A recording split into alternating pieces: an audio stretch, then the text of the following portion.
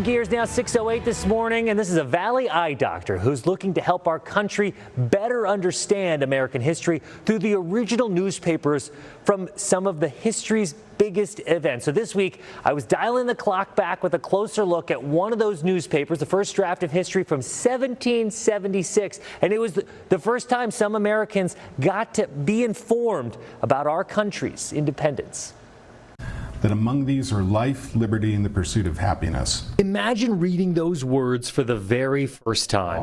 Well, in the hands of Valley ophthalmologist Dr. Frank Caserta, he holds these truths of a centuries-old newspaper very likely was once in the hands of someone discovering the context of the Declaration of Independence for the very first time. Dr. Caserta is one of the few people in the country to have an original Pennsylvania packet dated July 8th, 1776. To my knowledge, only about 12 of these exist, and I believe this is the only one in private hands. Those private hands have acquired thousands of rare historical newspapers as a hobby. His first was a New York Times from 1865 when President Lincoln was assassinated.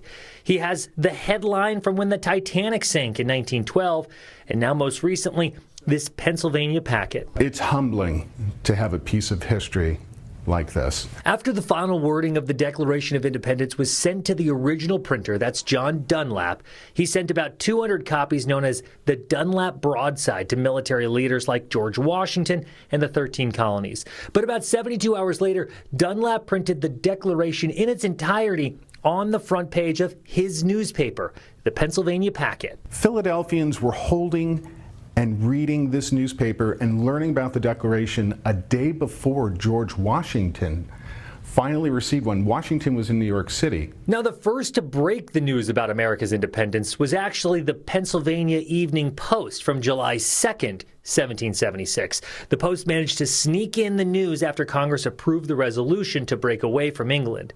So Dr. Caserta poses this question about our nation's birthday. Should we be celebrating July 4th? Because that's the date on the Declaration. Or should we be celebrating July 2nd, which was the day of Congress's vote? A practicing patriot through some of America's rarest first drafts of history. Jordan Bonnke, ABC 15, Arizona. Special thanks to Frank Caserta for bringing those in. Thank you, Doc. Good stuff. Keep them safe. I know you will.